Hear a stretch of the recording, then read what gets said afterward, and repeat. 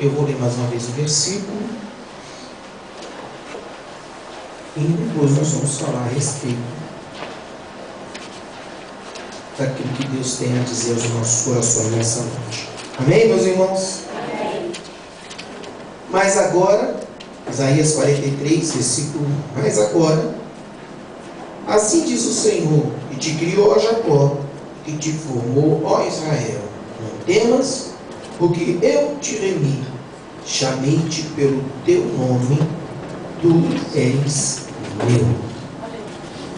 Livro do profeta Isaías, alguns teólogos, estudiosos da palavra de Deus, chamam de a pequena Bíblia, porque ele tem 66 capítulos, ele é dividido por duas profecias, uma profecia basicamente para o povo de Israel, outra profecia direcionada à igreja, como se fosse o Antigo e o Novo Testamento.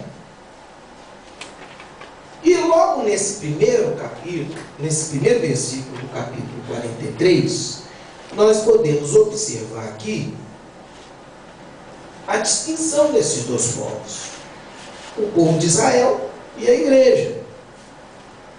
Quando ele diz assim,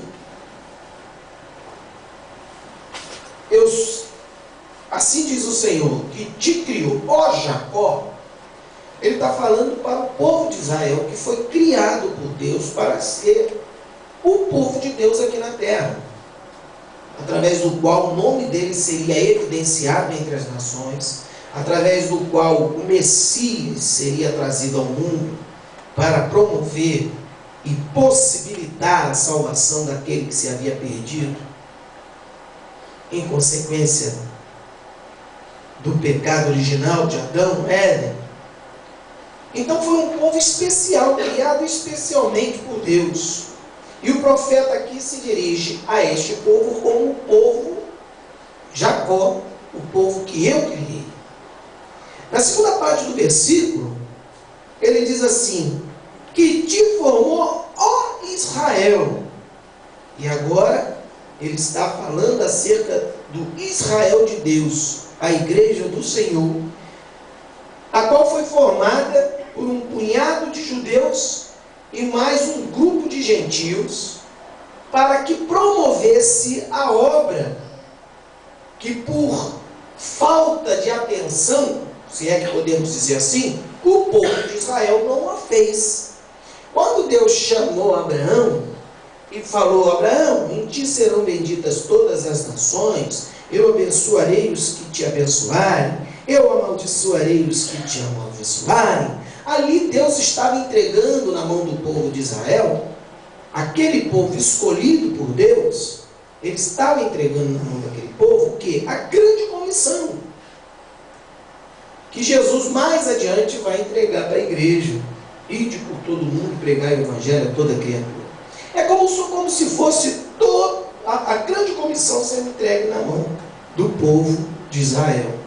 Mas o povo não atentou para esses pequenos detalhes e abriu mão desta grande oportunidade.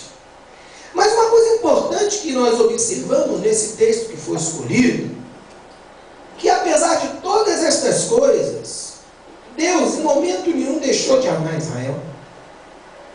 E aqui nesse texto que os irmãos escolheram, nós vamos andar um pouquinho mais adiante até o versículo 5, nós vamos ver Deus expressando o seu grande amor pelo povo e mostrando quais são as bênçãos que recebem aqueles que Deus escolhe para ser o seu povo. Jesus certa feita disse o seguinte, não foste vós que me escolheste, mas antes eu os escolhi a vós. Então nós observamos que quando Deus escolhe, quando Deus separa, quando Deus tem um projeto, quando Deus tem um propósito na vida de alguém, Ele vai fazer tudo o que for possível para que essa pessoa ande nos caminhos deles, para que a sua obra e o seu projeto se cumpra na vida dessa pessoa. E às vezes a pessoa fica andando para lá e para cá e tal, querendo sair fora, disfarçando e tal, e desviando e sofrendo por escolha própria, porque não entende que é um escolhido de Deus e que não pode abrir mão daquilo que Deus tem em propósito na vida dele. Mas pastor, isso é predestinação? Isso é doutrina da predestinação? Não estou dizendo isso não, até porque todos nós somos predestinados por Deus para a salvação no momento que nascemos. A escolha vai ser nossa, porque Deus não quer que nenhum se perca, e uma vez que Ele diz que Ele não quer que nenhum se perca, então você nasce predestinado para a salvação. Não vai ser salvo se você não quiser. Mas uma coisa importante que eu quero dizer para você nesta noite, que não adianta você querer desviar da escolha que Deus fez para a tua vida, porque Deus escolheu você para que você seja um servo dele aqui na terra e tenha garantida a vida eterna com ele na eternidade.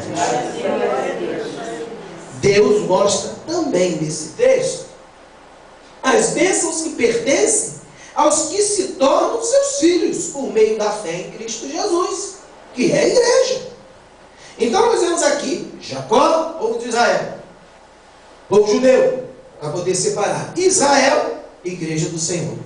Povo judeu, ele é separado, escolhido já lá no princípio, na chamada de Abraão.